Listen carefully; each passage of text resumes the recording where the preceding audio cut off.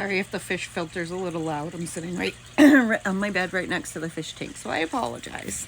But I wanted to keep going because I'm like so excited. Oh my gosh, are we not excited?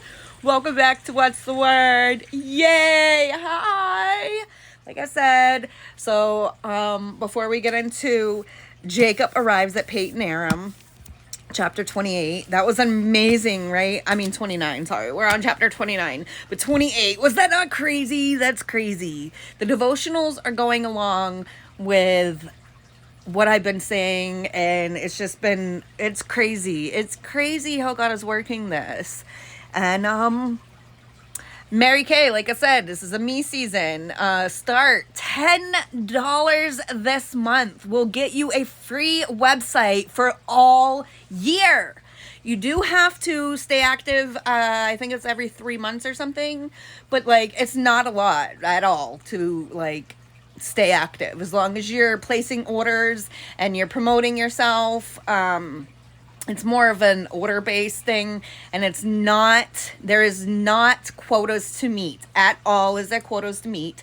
There is goals, and you get recognized for these goals, and you get accomplishments, and you get sisterhood, and a mother, you know, Mary Kay mother.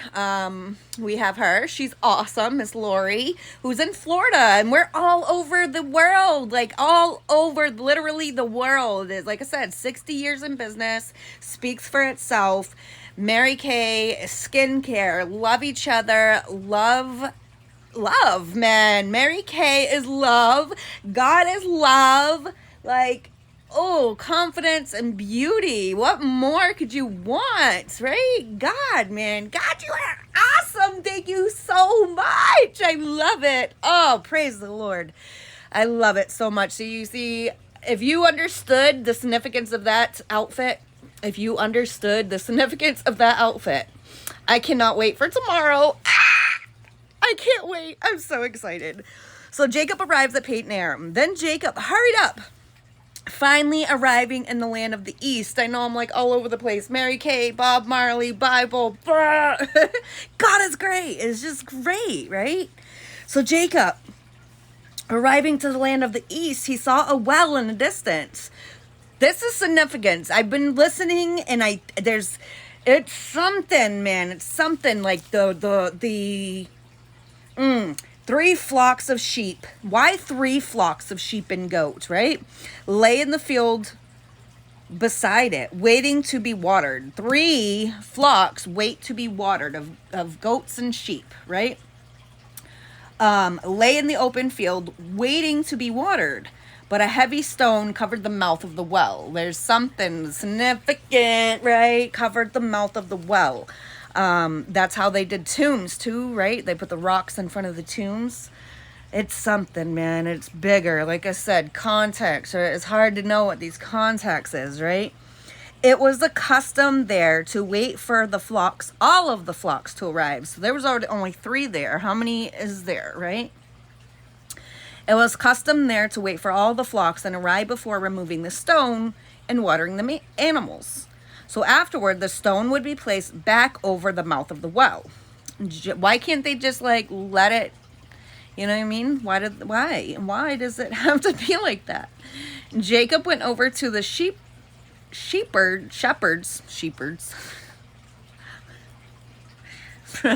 He went over to the shepherds and asked, "Where are you from, my friends?" Right? Where are you from? Remember, where are you from? Where are you going? We are from Haran, they asked. "Do you know a man there named Laban, the grandson of Nahor?" he asked. "Yes, we do," they replied. "Is he doing well?" What is that? What did Jacob ask? Is he doing well? Is he okay? Right? "Yes, he's well," they answered. Look here comes his daughter Rebecca with the flock now." Jacob said, "Look at it. It's still broad daylight, too early to round up all the animals," right? I don't know. I wish I knew, right? Too early to round up the animals. Why don't you water the sheep and goats so they can get back out to pasture, right? Give them the water so they can go back and enjoy the rest of their day, right? "We cannot water the animals until all the flocks have arrived," they replied. Then the shepherds moved the stone, right? So Rebecca came with the rest of the flocks. Then the shepherd moved the stone from the mouth of the wall, and we water all the sheep and goats. Jacob was still talking to them when Rachel arrived with her father's flocks. For Rachel, was a shepherd, a girl shepherd. That's awesome, right? And because Rachel was his cousin, the daughter of Laban, which is what his mother had sent, right? To go marry one of your cousins, right?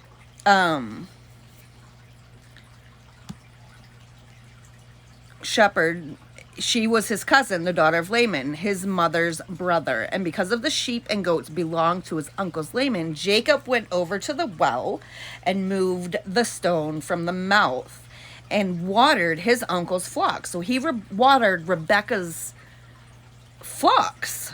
And then Jacob kissed her, right? And then he kissed Rebecca and wept aloud. There is something more. I wish I knew. Oh my God, I wish.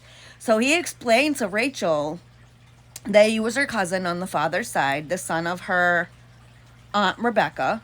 So Rachel quickly ran and told her father, Laban. As soon as Laban heard his nephew Jacob had arrived, he ran out to meet him. He embraced and kissed him, right, and brought him home. When Jacob had told him his story, Laban explained, "You really are my own flesh and blood." Like I said, man, there's more significance to that. You really are my own flesh and blood. So Jacob marries Leah and Rachel. OMG, right? Remember he deceived Esau and now he's, right? It came back to bite him in the booty.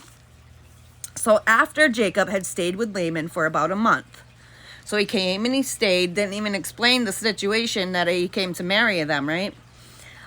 Or whatever happened, that Esau was mad at him and you know.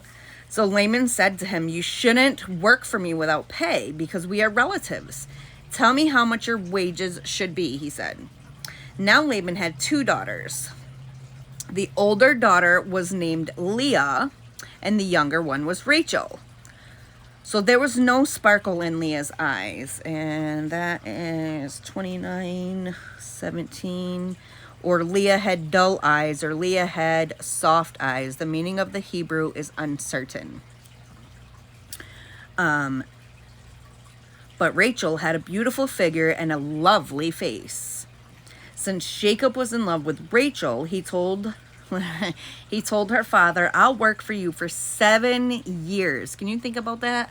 7 years for working for something, right? "If you give me Rachel, your youngest daughter, as my wife." "Agreed," Laban asked. "I'd rather give her to you than anyone else. Stay and work with me," right? So Jacob worked 7 years to pay for Rachel. But his love was so strong that it seemed to him but a few days. Can you just imagine? You think like his love for her would be so strong that 7 years took forever, right? Oh, but it's the opposite. It seemed like it was just a couple days. Finally, the time came for him to marry her. Ha, right? Oh, how, right? So listen, they had the ceremony, right? And told their people, sorry about, I need my stand, but, so finally the time came for him to marry him. "I have fulfilled my agreement," Jacob said to Laban. "Now give me my wife so I can sleep with her." This is like the thing that they say, how many times has it been in the Bible? Give me her so I can sleep with her, right? Give me him or them. When they were at Lot's, there's so many names. When they were at the guy's house, right? So I can sleep with her. So Laban invited everyone in the neighborhood and prepared a wedding feast. But that night, when it was dark, Laban took Leah to Jacob and he slept with her. So there was a wedding feast, right? So Laban had given Leah a servant to be her maid, right? So I don't know why the girls got maids. I wish I had one. But when Jacob woke up in the morning, it was Leah. What do you think? Oh my God. What have you done to me? Jacob raged at Laban. I worked 7 years for Rachel. I worked for Rachel and you gave me Leah? What have you done to me? Right? Why have you tricked me? It is not our custom, he said, to marry off the younger daughter ahead of the firstborn. Laban replied, but wait until the bridal week is over, right? So nobody knew who the bride was going to be. They just had a ceremony for a whole week, right? And then the dad brought the oldest first, and he wanted the younger. So he still had to wait another week, 7 years and 1 week for the one that he had worked for. It is not our custom, right? So Leah, but wait until the bridal week is over. There's the whole honeymoon, right? And then we'll give you Rachel too, provided you promise to work for another 7 years. So 14 years of work for 2 wives. Well, technically it would be 4 wives, right? Because each of them had a maid working about there. But another 7 years. So Jacob agreed to work 7 more years. A week after Jacob had married Leah, Laban gave him Rachel too. So Laban gave Rachel a servant to be her maid as well. So Jacob slept with Rachel too, and he loved her much more than Leah. He then stayed and worked for Laban for the additional 7 years. 14 years for 2 wives. That's crazy. So Jacob's many children. When the Lord saw that Leah was unloved and he didn't love Leah because, there was no spark in her eyes or he wasn't attracted to her.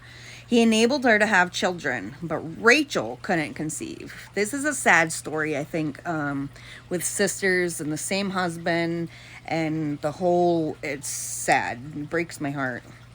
So Leah became pregnant and gave birth to a son. She named him Reuben. Again, significance in names and their meanings. She said she named him Reuben. Reuben means, look, a son. It also sounds like Hebrew for he has seen my misery.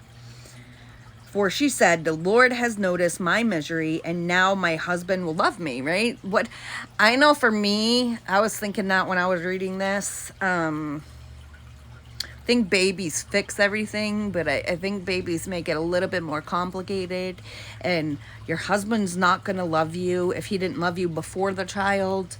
I don't think he's going to love you after the child. It could possibly be, it could be, but the fact that, she soon became pregnant or noticed her misery, and now her husband will love her. So she became pregnant again and gave birth to another son. She named him Simeon, for she said, and Simeon probably means one who hears. For she said, the Lord heard that I was unloved and has given me another son. So then she became pregnant for the 3rd time and gave birth to another son. He was named Levi, and Levi sounds like the Hebrew term that means being attacked or feeling affection for. For she said, surely this time my husband will feel affection for me since I have given him 3 sons, right? So why would Once again, Liam became pregnant and gave birth to another son, and she named him Judah. And Judah is related to the Hebrew term for praise. For she said, now I will praise the Lord, and then she stopped having children.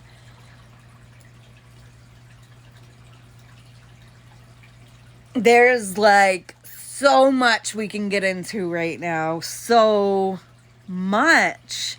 Jacob's many children with Leah and Rachel.